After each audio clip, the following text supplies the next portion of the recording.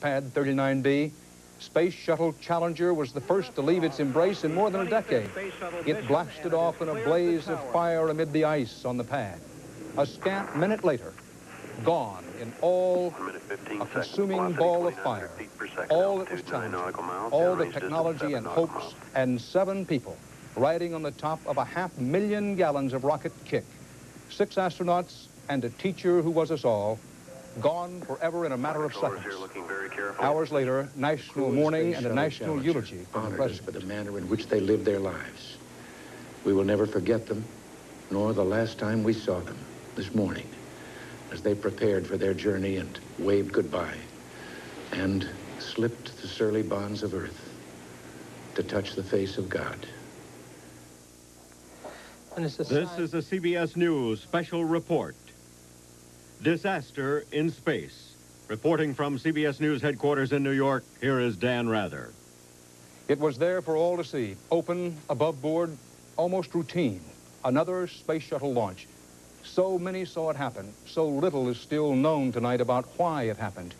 Tonight, the search planes and desperate rescue helicopter crews that had looked for signs of survivors all day in vain, tonight they were recalled. They will start again at first light. Ships are still crisscrossing off the coast of Florida. All they have found in the cold Atlantic is small debris from the once mighty Challenger. The largest pieces of that debris, no bigger than 2 feet wide and under 10 feet long. That is all that remains tonight of 7 hero pioneers and tons of high tech. Some of America's best and brightest young people, some of the most complex machinery and electrical apparatus in the history of humankind. It happened at Challenger's moment of full thrust, point of highest stress, where metal meets air at 2,000 miles an hour. It happened in real time before noon, a slow-motion horror for all who watched. T-minus 10, 9, 8, 7, 6. We have main engine start. 3, 2, 1, and liftoff. Liftoff. And it has cleared the tower. The president, like all Americans, watched this on television. The future doesn't belong to the faint-hearted. It belongs to the brave. Challenger, go at throttle up. Challenger, go at throttle up. Obviously a major malfunction. We have a report from the flight dynamics officer that the vehicle has exploded.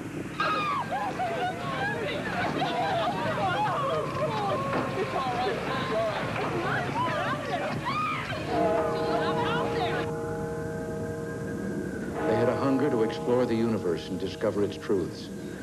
They wished to serve, and they did. The Challenger crew was pulling us into the future, and we'll continue to follow them. Joining us now in Los Angeles is Leo Krupp, a former shuttle test pilot for Rockwell International. Leo Krupp, good to have you with us this evening. What I would like for you to do, first of all, is let's take a look of the videotape from today. Talk us through it, where the places are, where there are questions, where the suspicions are. But before we do that, let's take a look at the scale model we have in the studio with us, Leo Krupp, and check me as we go along here. Just a reminder that the space orbiter, the spaceship itself, the Space Shuttle Challenger, is attached to this huge fuel tank which contains liquid oxygen and liquid hydrogen. Liquid hydrogen, highly explosive. Off on the sides are the solid rocket fuel boosters, 2 of them. And in space shuttles, the plan is for the whole apparatus, the engines at the tail of the space shuttle, plus the solid rocket boosters, all to go off the launch pad in one big thrust, and it has to be throttled back a bit, then throttled forward, and as it reaches just past the 2-minute mark, the plan is for the solid rocket boosters to jettison away and fall away. The space shuttle, with its engines down here, continues on up using the fuel out of this tank on upward towards space, and eventually the big fuel tank itself drops off, leaving the shuttle to orbit the Earth. Now, that's the way it has worked in the past. Now, Leo Krupp, I want to remind you, if I may, or perhaps point out to you if you had a chance to read it, that the United Press International says tonight that speculation about what caused the Space Challenger to explode shortly after takeoff Tuesday focuses primarily on the spacecraft's large fuel tank but NASA officials declined comment on what may have triggered the blast. Now, with that in mind, let's try to take a look now at the videotape of the blast-off today. Leo, as we wait for the videotape to get completely down to the point where we want to take it up, had you heard that speculation about the suspicion area focusing on the main tank? Well, there's no doubt, Dan, that the main tank was the explosion, the fuel for the explosion, and what triggered it, I think, is conjecture right now until NASA has a chance to look at all the items. There were some suspicious flame patterns around the nozzle area of the left, what appeared to be the left solid rocket booster, and that could have been the ignition source, but I'm sure that everybody agrees the fuel for the explosion came from the main tanks, from the external tank. Well, let's take a look now at the videotape and have you talk it through us, emphasizing as we go through this that there may be many theories and many hypotheses, but no one at this hour actually knows what happened. This was the scene at the launch site. 7, 6. We have main engine start. 4, 3, 2, 1, and liftoff.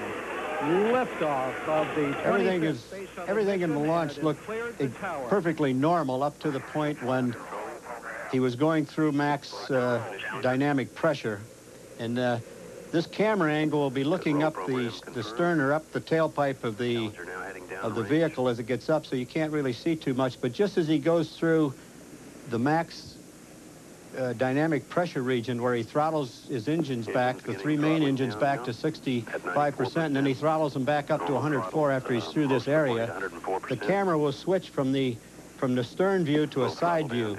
And when it switches to the side view is when you can see the first thing that looks abnormal, and those are some little what appear to be flame leaks around the aft end of the left booster, which is the one closest to you as you're viewing this.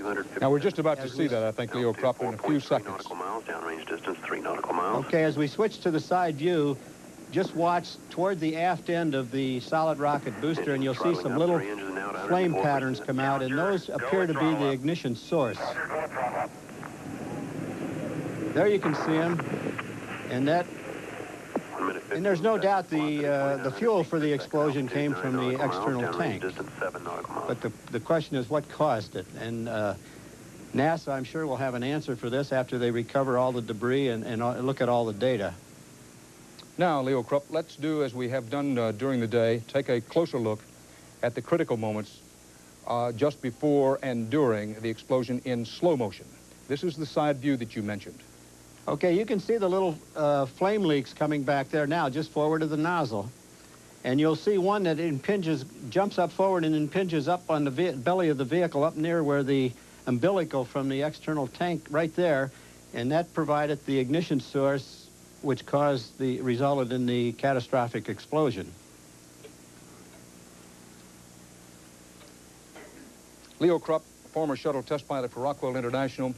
So our viewers and listeners can understand the area in which you called attention as one of the suspicion areas, while emphasizing all the way through that nobody actually can know what happened and why. What you were talking about, Leo, is was this area, this being the solid rocket booster on the left side from the pilot's position in the capsule. Right down in here is where you first saw those flashes. That was the first thing that looked out of the ordinary or abnormal about the flight. Up to that point, everything looked perfectly nominal. It looked like a perfect launch.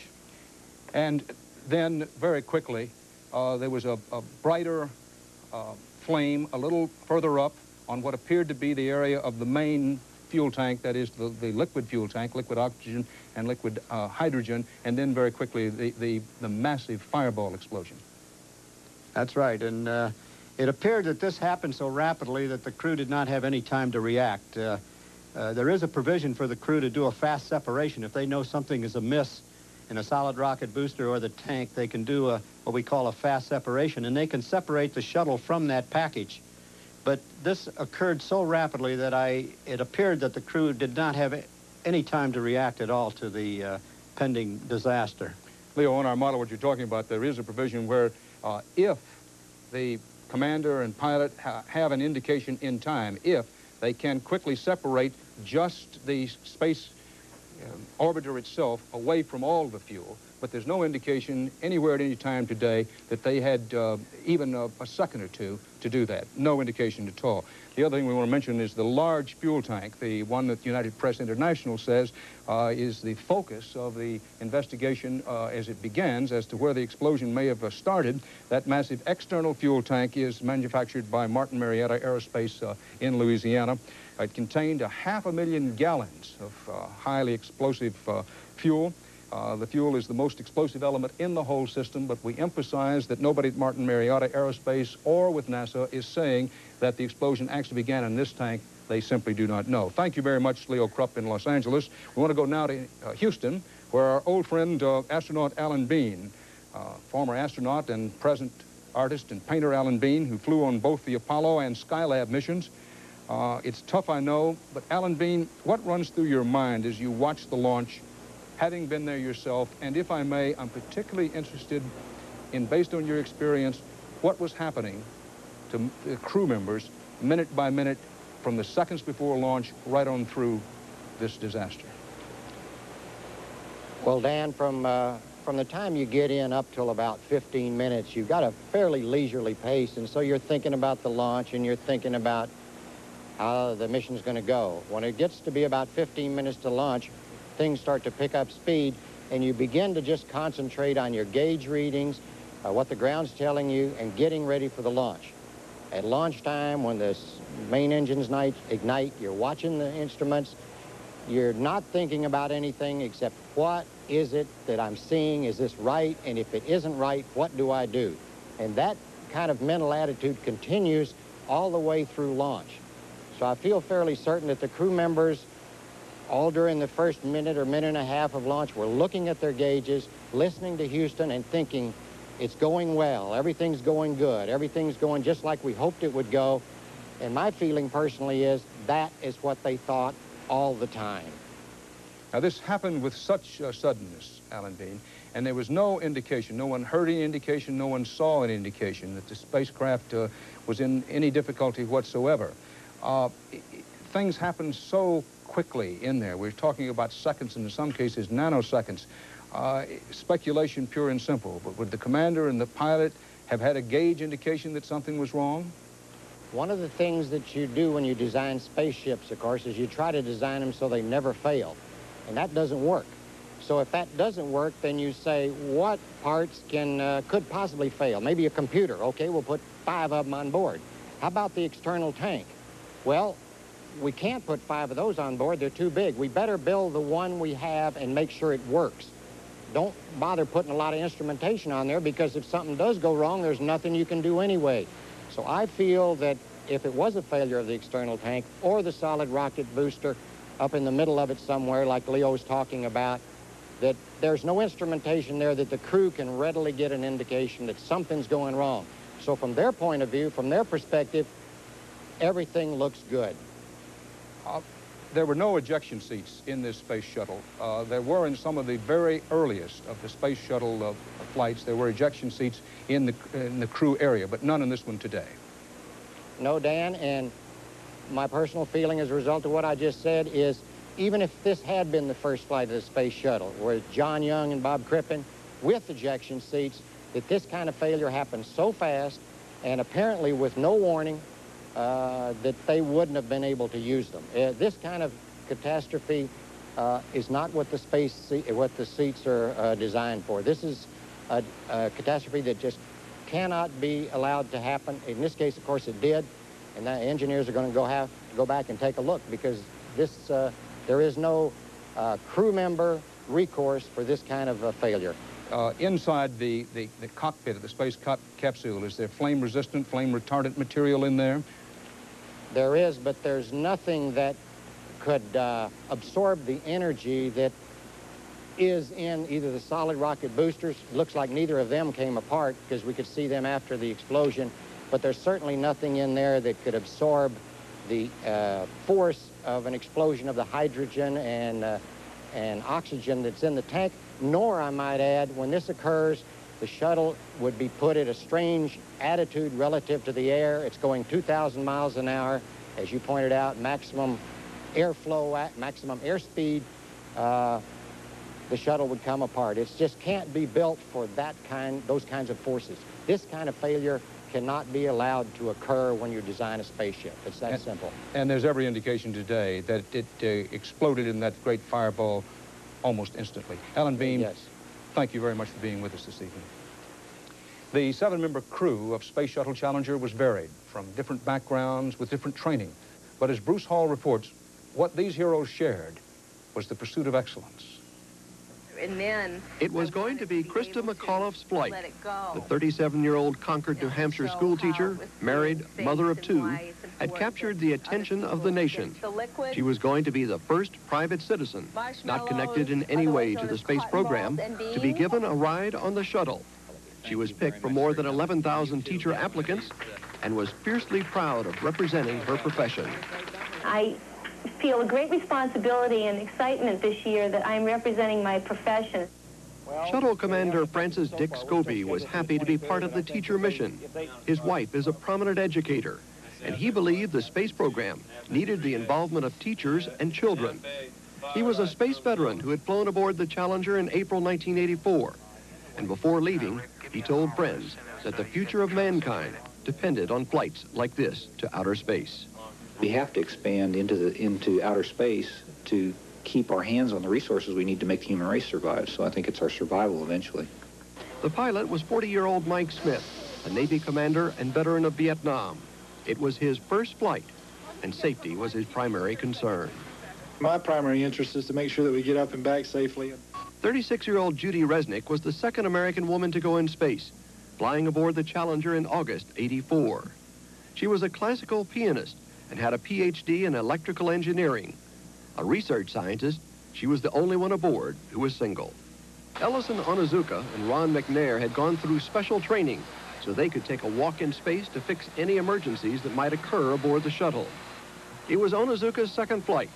He was an aerospace engineer and a pilot who had spent much of his career teaching other pilots at the elite test pilot school. 36-year-old McNair had a PhD from Massachusetts Institute of Technology and was an expert in the field of lasers. It was his second trip into space. 41-year-old Greg Jarvis was overjoyed to finally get aboard the shuttle. He had been bumped twice, first by Senator Jake Garn and later by Congressman Bill Nelson. It was his first flight, but he was the one who tried to relieve the pressure on the others. It was his idea to take Krista McAuliffe for a bike ride when she became restless following Sunday's postponement. It was a crew doing what they know best, a crew doing what they wanted to do in life. Bruce Hall, CBS News. As Bruce Hall mentioned, Senator Jake Garn, Cactus Jake Garn of Utah, flew in a shuttle mission. He was the senator who flew in one of the shuttle missions, followed, of course, by a member of the House of Representatives. And Senator Garn has just returned from talking to the families at the Kennedy Space Center in Florida. He's been kind enough to take a moment or two at Andrews Air Force Base in suburban Maryland, just outside of Washington, D.C., to talk with us. Senator Garn, is there anything that you got from the families? Did they say anything to you that you feel you can or want to pass along? Well, I was fortunate enough to go with the Vice President and Senator John Glenn to visit with the families. And obviously, it was a very difficult meeting. You always feel inadequate and not knowing exactly what to say to try and comfort the families. The thing that I was so impressed with is Mrs. Scobie, the commander's wife, stood up when we came in and said, "Mr. Vice President and Senators, I think I speak for all of the families here that we want you to know that we want the space program to continue. We don't want it delayed. We know that our loved ones would want it to continue, and as tragic an accident as this has been, and as sad as it is, don't let it stop the space program." It was very, very touching and very difficult for us. As any of us who've known them knows, Senator Garn, and as Tom Wolfe wrote so eloquently in his book, The Right Stuff, being a pilot's wife, a military pilot's wife, who some of these women had been for a very long time, is trying under the best of circumstances, to say nothing of circumstances in which your husband and the father of your children is going to ride a machine such as one of these space shuttles. You made that trip once. At about the 1 minute and 12 or 15 second mark, do you remember what you were thinking?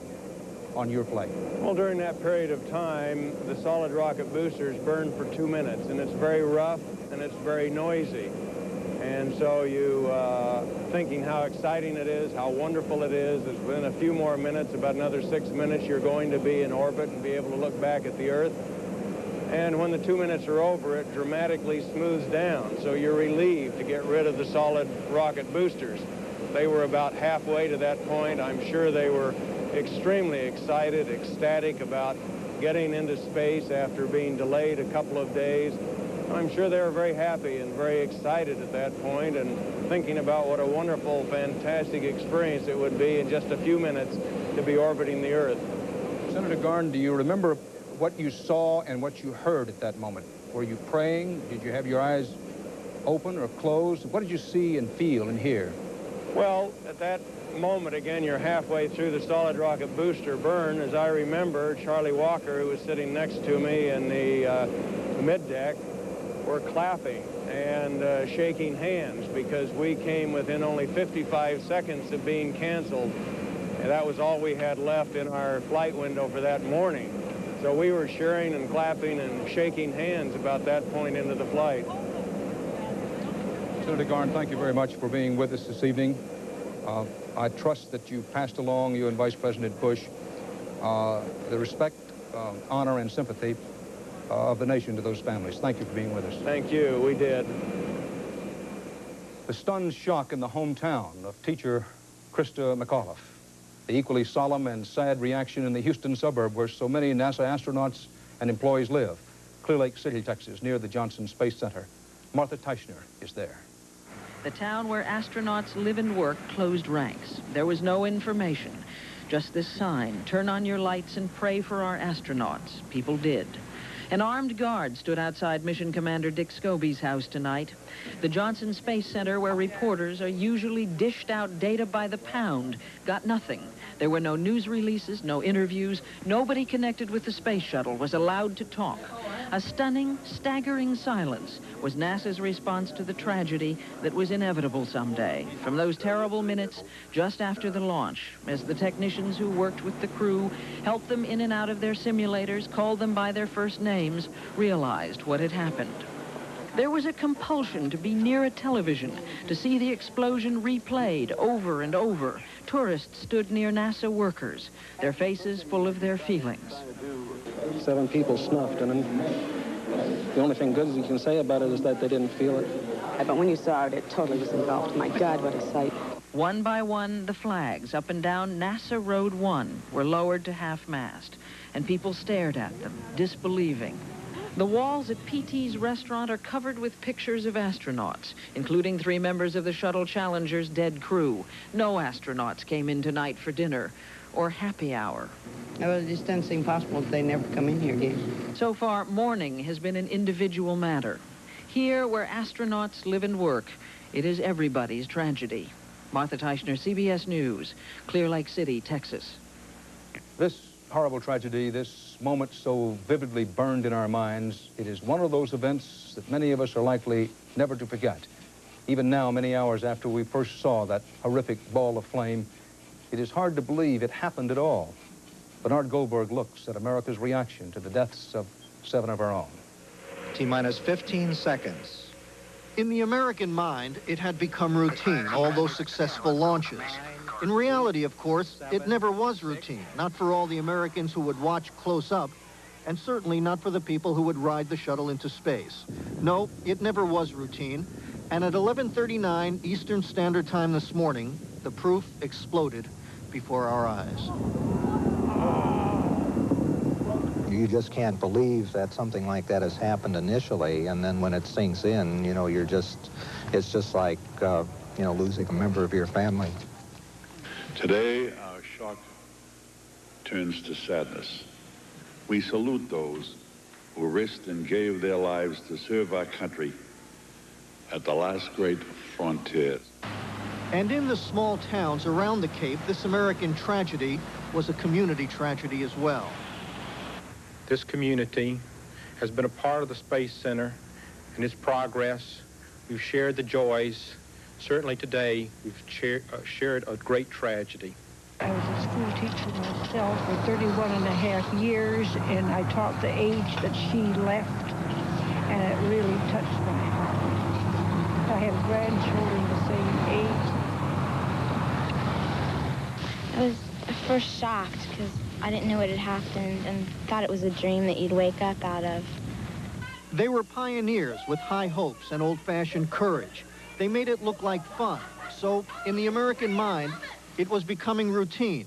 Of course, it never was. This is Bernard Goldberg. President Reagan had planned to deliver his State of the Union speech tonight, and at one point today, the president said he was going ahead with it, but he quickly changed his mind just a bit later, and instead, as Leslie Stahl tells us, he scrapped the State of the Union speech, postponed it until next week for a special address today to a nation in a state of shock. President Reagan ordered all flags on public buildings flown at half-staff, proclaiming a week of national mourning, leading the country in what he called our pain. The president said, "I just can't rid myself of the thought of the sacrifice and the families." The families of the 7, we cannot bear, as you do, the full impact of this tragedy. But we feel the loss, and we're thinking about you so very much. Your loved ones were daring and brave, and they had that special grace, that special spirit that says, give me a challenge, and I'll meet it with joy. The president has taken a keen interest in the space program ever since 1982, when he was the honored guest at the happy landing of the shuttle Columbia. Ironically, the Challenger was flown overhead that day in a proud salute to the commander-in-chief. Despite the sorrow of today's tragedy, the president said the program will go on. There will be more shuttle flights and more shuttle crews, and yes, more volunteers, more civilians, more teachers in space. Nothing ends here. Our hopes and our journeys continue. It was President Reagan's idea to send civilians into space and to make a teacher the first. He spoke to the teacher finalists in June. When one of you blasts off from Cape Kennedy next January, you will be representing that hope and opportunity and possibility. You will be the emissary to the next generation of American heroes. The President and Mrs. Reagan are here tonight at home, Mr. Reagan having postponed his upbeat State of the Union address. At first, he said he was going to go ahead with the speech because, and I quote, "You can't stop governing the nation because of a tragedy of this kind." But then after congressmen, Republicans and Democrats urged a cancellation, it was finally decided that the budget was not what most Americans want to hear about tonight. This is Leslie Stahl at the White House. From the great Atlantic Ocean to the wide Pacific shore, a nation mourns 7 heroes. From New Hampshire to Florida to Texas and beyond, they saw a space shuttle explode into smithereens. 7 lives lost just like that. The danger of space flight is real. That was real fire, real flames, and real death. But says President Reagan, we will continue our quest in space. Is it worth the risk? Has the space program come too far, too fast? We'll examine those questions when our coverage of the Challenger disaster continues.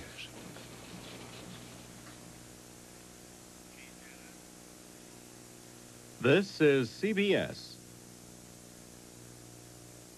No matter how you dress up a burger deal, it's still just a burger and fries. Introducing the Grande Meal Deal from Taco Bell. It's a real meal. 2 tantalizing entrees, a medium drink, and dessert. All for $2.89. Choose from 3 delicious combinations. After all, which would you rather have? More exciting burger box? Or more exciting food? Grande Meal Deals, now at Taco Bell. I'll never forget Mexico. The beauty, the warmth of the sun, and things even warmer. You'll feel it from everyone. Feel the warmth of Mexico, where the people will warm you as much as the sun. Feel the warmth of Mexico. Once you feel the warmth of Mexico, it's so hard to say goodbye. Feel the warmth of Mexico. Meet the Hulk, Thursday at 7:30. A CBS News special report, Disaster in Space, continues. Here again is Dan Rather. It has been in recent years so easy to think of the space program as so many comfortable bus rides by technocrats so easy to forget that our astronauts were adventurers, as much as the Argonauts of Greek myth, as much as Sir Francis Drake and Lindbergh, adventurers riding a pillar of flame. And though the 2.5 decades of manned space flight, there have been moments of terror and death. Almost exactly 19 years ago, January 27, 1967, a confident astronaut crew, Virgil Gus Grissom, Edward White, and Roger Chaffee, they met death when fire swept their Apollo 1 command module during a ground test. In 1970, astronaut James Lovell floated in weightlessness, but then Apollo 13 exploded on the way to the moon.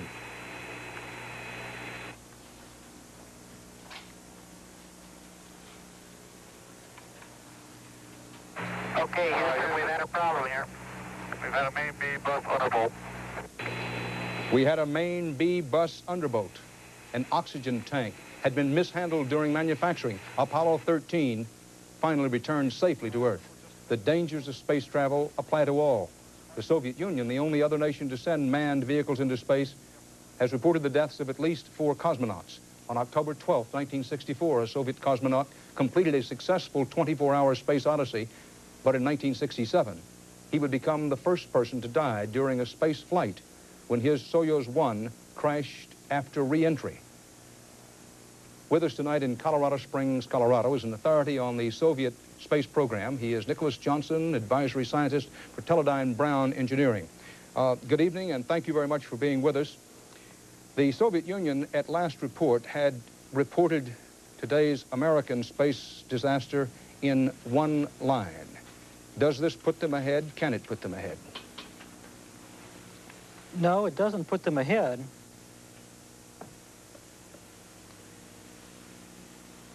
And how much do we know about the Soviet accidents over the years? Now, I mentioned that I know we're having some audio problems there, and we hope those get cleared up for you.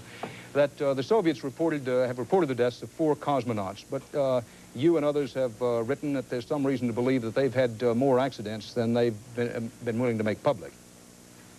Well, we only understand that they've had 4 actual fatalities on 2 different missions about 4 years apart, the first in '67 and the second in 1971.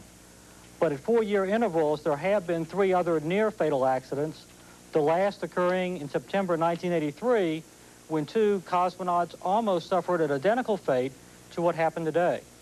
The Soviets have favored unmanned space exploration, have they not? Well, they've accomplished many things with manned space flight, to make no mistake about it, but they've favored unmanned exploration. Well, if you look at the ledger, then certainly they have launched more unmanned spacecraft than we have. But they've also launched more manned spacecraft, so percentage-wise, it's pretty much equal. They don't use the same kind of propulsion system that we do for launch and getting into orbit, though. No, they don't use the more exotic liquid hydrogen, liquid oxygen. They simply use liquid oxygen and kerosene, which dates back to the V-2 rockets of World War II. To have it clearly understood, the V-2 rockets used more solid rocket fuel. No, go ahead. No, they were liquid fuels, but they were simply kerosene and oxygen and not liquid hydrogen and liquid oxygen. And the technique, the knowledge of how to use liquid oxygen and liquid hydrogen as we do in getting our space shuttles into orbit, the Soviets have that technology and know-how, or they don't, or we don't know. They have never demonstrated it, but we believe they're working on 3 new vehicles, one very similar to the space shuttle, which will use exactly the same technique. Mr. Johnson, when I asked you the question at the beginning where you had some trouble hearing whether this could put the Soviets ahead, you study the Soviet space program very closely, and you have for a long time. It's always hard to make a comparison, but obviously, clearly, this is going to set back the U.S. space program. And what advantage will that be to the Soviets? Are they in a position to take special advantage of that? I don't think it will give them advantages because we're not traveling the same path in space right now. They are concentrating on manned occupation of low-altitude satellites. For the last 6 years, they've occupied that station for about half of each year. What we have been doing recently is simply deploying satellites and gaining new experience, which we lost in the late 70s. I don't think that this actually gives the Soviets an advantage. They're simply applying their techniques in a different manner. Mr. Johnson, we want to move on to other coverage, but why have the Soviets never put a man on the moon? they tried for a long while.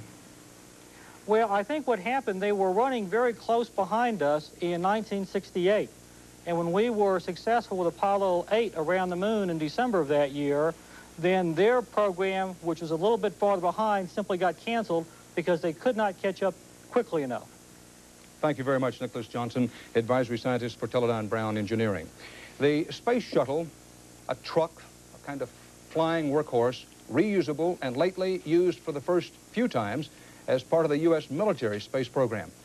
This brought something brand new to the whole Space Shuttle program, secrecy and news blackouts about U.S. military payloads. CBS News Defense Department correspondent David Martin reports it's no secret the Pentagon is no fan of the shuttle, now more than ever. Later this year, the Space Shuttle Challenger was to have carried a top-secret military payload into space, one of 5 military missions scheduled for the Space Shuttle this year. Now the Challenger is no more, now that all shuttle flights are grounded indefinitely, Pentagon officials are scrambling to determine just what effect today's tragedy will have on the military's race into space. The Pentagon is counting on the shuttle to carry vital communications and intelligence satellites, as well as Star Wars experiments, into space.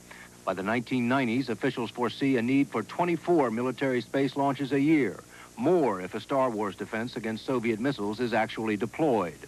With that kind of schedule, the Air Force already has warned that if one of the shuttles were to be lost, quote, we could never catch up. We have main engine start. We have a cutoff. Even before today's catastrophe, there were increasing doubts about NASA's ability to meet the Pentagon's space needs.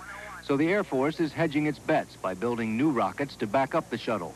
The first of the new rockets will not be ready until 1988. By then, the Air Force will have run out of these older Titan rockets, which it currently uses. Now it appears the Air Force will run out much sooner, as the rockets are used to fill the void left by the loss of Challenger.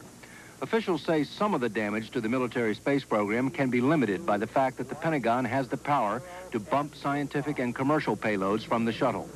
One way or another, Pentagon officials say they will figure a way to get all their satellites and experiments into space. But today's disaster will almost certainly add billions to the cost. This is David Martin at the Pentagon. This is the 25th year of manned space exploration, just 25 years. A mere speck of time, really. And we've gone from brief space flights to short turnaround space shuttles. We launch satellites and walk in space so routinely. But are we pushing the limit? Should we slow down? Joining us again from the Johnson Space Center near Houston is former astronaut Alan Bean. Also in our Washington CBS News studio, Congressman Mervyn Dimely, head of the Congressional Space and Technology Caucus, and here in New York, Myron Malkin, a former director of the Space Shuttle program. Gentlemen, what about it? Are we pushing the limit, and should we slow down? First, former astronaut Alan Bean. Dan, I don't think so. I think one of the things that I've noticed in NASA all the time I was there, some 18 years, was that they never compromised safety. They never pushed too hard because of cost. They never compromised safety because of any political pressure or anything. So I feel that whatever went wrong was a mistake and will be rectified. But I don't believe it was because NASA was pushing too hard. I feel they never go beyond the limit of safe operations. Congressman Mervyn Dimely, as head of the Congressional Space and Technology Caucus, have the budget pressures on NASA been costly to us? And has that been one of the things to put the pressure on the space agency? More than budget pressures. First, NASA has an excellent safety record, certainly better than the automobile industry, better than the aircraft industry. However, as your Pentagon correspondent just commented, NASA is under great pressure from the military, great pressure from the Congress, from the administration, from the private sector, and from the insurance industries. This accident will, of course, increase insurance rates, and that's a pressure. And we are under pressure from possible competition from a consortium in Europe. So NASA is under great pressure from a number of sources to make these explorations profitable or self-supporting. And therefore, as a result of that, they have to meet a very rigid schedule. Any interruption in that schedule throws the whole NASA program back. And I believe that the time has come for us to just step back just a minute and reorder our schedule priorities and try to slow down the program just a little bit. You're not recommending, or are you, any reduction in NASA's budget? You're saying let up a little on the schedule. Indeed. In fact, NASA has done very well. Over the last 5 years, they've had a net increase in their budget. I believe that they're doing an excellent job. I think, however, the schedule is too much like the Washington, D.C., New York shuttle run. Myron Malkin here in New York, former director of the Space Shuttle program. Your view, an overview, and as objectively as you can, have we been moving too fast? Have the pressures been too great on the Space Shuttle schedule? No, I don't believe that we're moving too fast. I agree with Alan Bean that the primary issue in NASA has always been safety, and the shuttle is designed with that thought in mind. The exact cause of the disaster today has yet to be determined. It's necessary to keep moving forward, and I don't believe that we've compromised safety in any way at the present pace. The shuttle program has been set up, and the manufacturing facilities and launch facilities have been constructed with schedule in mind as we proceeded forward, and I think they're adequate to do that. Astronaut Alan Bean, what about this report today? We're talking about safety and whether the pressure on NASA to get these launches, particularly after they've been delayed a time or two, up there and out there and move on to the next one. When you were an astronaut, if someone had told you that there were icicles forming on the bottom of the spaceship, as happened this morning, would you have been concerned about that, even if NASA said, well, we've looked it over and we've delayed for 2 hours? Would that have been of concern to you? If someone mentioned it, I would say to myself, I wonder what having icicles on there means. And I would say, I know that back in Launch Control Center, they're checking with the experts on icicles, if you will, to see what he thinks, or the team that's concerned with temperature or the environment around the spacecraft and the booster. And I would feel confident if they came back to me and said, icicles are okay, that they said that from a position of knowledge, testing, study. They didn't just look out the window and say, it ought to be okay, I think it's okay. They would have had data to prove it's okay, or they wouldn't have gone. They'd have said, let's don't go, we'll do some testing and go some other day. And what about the report that over the weekend that one of the cranes that was helping to set up the shuttle launch accidentally bumped into one of the fuel tanks? Now, Mr. Moore, the current director of the Space Center, this afternoon when asked that question said, well, yes, in effect that happened, but we checked it out and we think everything was okay. Would that have been of concern to you? No, because once again, Mr. Moore has his own integrity plus the integrity of his team behind him. Believe me, NASA operates as a close-knit family, like you said earlier in this program. And nobody is going to let anything go by that they feel is a safety consideration. Things that have bitten us before in the space program are things that we didn't know. We thought we knew, and then they were wrong. We've never had a failure that I know of in the space program where people stood up and said, this needs to be fixed, it's going to be a failure later on, something's going to break, this is going to blow up. If they ever say that, we go study the problem and we solve it, and we make sure finally that everybody agrees it's safe. So if you take a look back in the history of the space program, you'll find that things that have hurt us in the past have been things that we all agreed were okay, and we found out later we'd made a mistake. So I feel that that's what's going to happen here, that it's not going to be something anybody knows about at this moment. Congressman Dimely, what about this business of allowing civilians, politicians, school teachers, and journalists?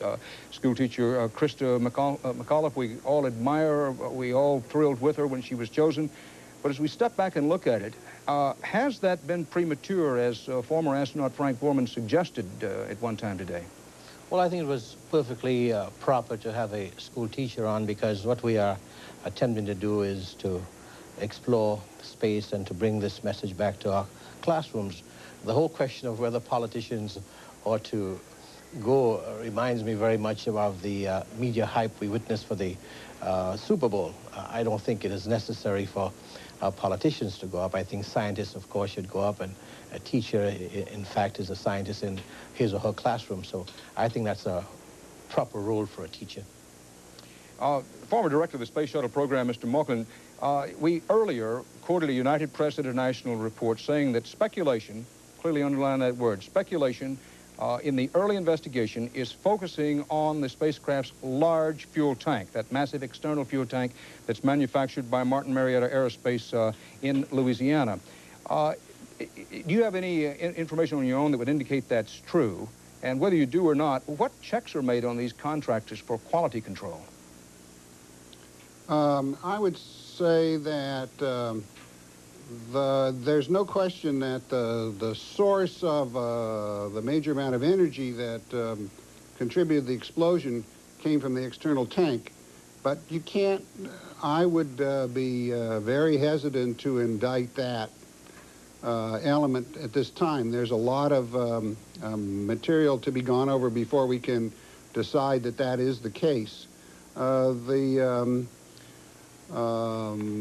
earlier suggestion that was showing up in the films about those little flashes from apparently coming from the solid rocket booster have to be examined very carefully to determine whether or not those are the cause.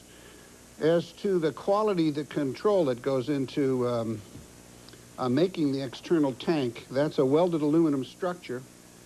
And there's about 1 kilometer of weld in that tank. All the joints are X-rayed, and early on in the program, they were getting to a place where there was, I think, less than 1 inch of weld that had to be reworked. So I would not think that that could be a problem. We have to really wait for all the data to be examined to get a better idea of what's really happened. Mr. Malkin, we know that we've had quality control programs in things such as nuclear submarines, welds that are not exactly and precisely made. And there have been many complaints about the decline of craftsmanship and quality in the manufacture of American weaponry and things such as submarines and space shuttles. Now, surely you faced that when you were in your job as the director of the Space Shuttle program. There is always quality issues that are dealt with, and you cannot say that everything is perfect. But the procedures that are in place to detect those things are excellent. I can't be categorically say that it was not the tank, but it's a relatively passive part of the shuttle itself. It stores a lot of energy, but not a lot is going on inside the tank. The things that are going on that are very active and is in the solid rocket boosters and in the main engines. And so that's a place that everything will be examined. That's one of the places that I'm sure will be examined very carefully. Alan Bean, when astronauts get together to talk, do they discuss the possibility that someone who made a weld or someone who put a bolt in place might have been out late the night before, or might have been somebody's brother-in-law and got the job that way? Surely that must be a real and present fear with the astronauts. Well, we talk about it. We wonder if the people that sewed the parachutes, for example, all worked well, that they did the weld, everything else. And NASA managers, like Mr. Malkin talked about it, they know that too. They know people do have off days. And so we've had to set up a system of check and balances in the space program to take that into account. For example, someone does the job, then you have an inspector at that point, and then you have another inspector. Then all three people agree that is, let's say the weld is done properly. Then you take it down to the Cape and you just assemble it. You have inspectors, once again, more than one, to look at it, say that it's okay. Then you get it on the launch pad and then you test it. You put pressure in it. You overpressure it a little bit. You do all these different tests to ensure that the fella 6 months ago or a year ago back at the factory didn't make a mistake. And when these systems of checks and balances are finished, then I think everybody has confidence. I know we as astronauts always had confidence in the hardware. Thank you, Alan Beam. Congressman Dimely, how far, in your opinion, is the American space program set back now? A year, 2 years, less or more than that? I would say less than a year. There's no question in my mind the program must continue, and NASA has suffered a major setback. But I think one has to look at the human factor. To what extent is pressure bringing about these delays? To what extent is pressure causing these technical difficulties? One cannot ignore these human factors, and it seems to me we need to step back a bit and re-examine the whole procedure, the whole scheduling process, which brings stress and brings pressure onto the whole production of the program. Thank you very much, Congressman Dimely, for being with us tonight. In the hometown of Challenger astronaut Ron McNair, Lake City, South Carolina, CBS News correspondent Sandy Gilmore visited the home of Matthew Brown, McNair's former teacher, and they were joined by a former classmate, George Simmons. And did people get together, Mr. Brown, or what happened in town? Well, people began to make calls and to get together, and of course, as soon as we got the news as a school system, we called the administrators, principals, and asked them to have mass flags and to pass the announcement around to student bodies and teachers. There is a Ron McNair Boulevard in town. There is a Ron McNair Square, and is this the most famous person this town has ever seen on a national basis? Truly, most definitely, I would say that it is, and Ron himself could not believe that this street would be changed from Boulevard to Ron McNair Boulevard. Just a last question: what are the youngsters around here now? What's their recollection of Ron McNair? Is he someone they look up to, or? Definitely, he's a person that everybody from initially before the space shuttle, just that he was qualified to be one of the NASA astronauts, qualified him to be looked up to. And after he came and visited all the schools, this was one of his highest priority to go into the schools, and everyone from that point on knew that, even though all the achievement that he had made, his priority were, let's tell the children that the sky is the limit. Teacher Krista McAuliffe's hometown of Concord, New Hampshire, is a city of about 30,000, a city rich in American tradition. And tonight, Charles Osgood reports Concord is a city in mourning. There are places in this country tonight, and Concord, New Hampshire is one of them, where what happened today is being taken not so much as a public event, but as a personal loss. A part of each and every one of us also boarded that space shuttle. And so only naturally, we feel that a part of us is gone.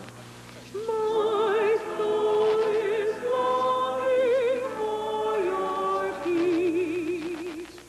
All over Concord tonight, there were church services where people prayed for their friend and neighbor, Krista McAuliffe, and for her family and fellow astronauts.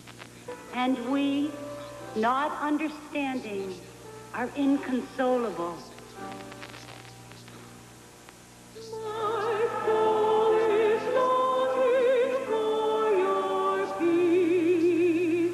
The same thoughts were being expressed everywhere in Concord, in the stores and streets, and on the radio.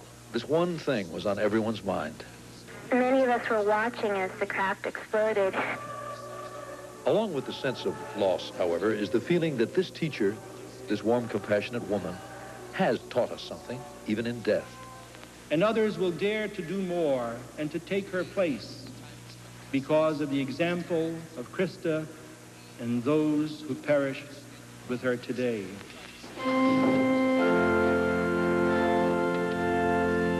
On the front door of the house right next door to the McAuliffes is a wreath with a picture Krista sent to Jean Timmons, one of the 8 Timmons children.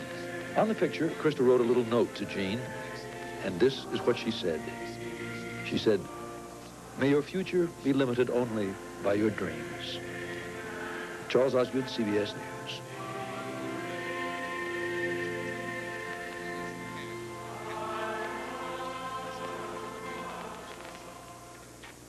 CBS News correspondent Walter Cronkite was present at the creation of the American space age, covering this nation's space program through the sunshine and the showers, from its faltering beginnings through tragedy to the triumph of man on the moon and beyond.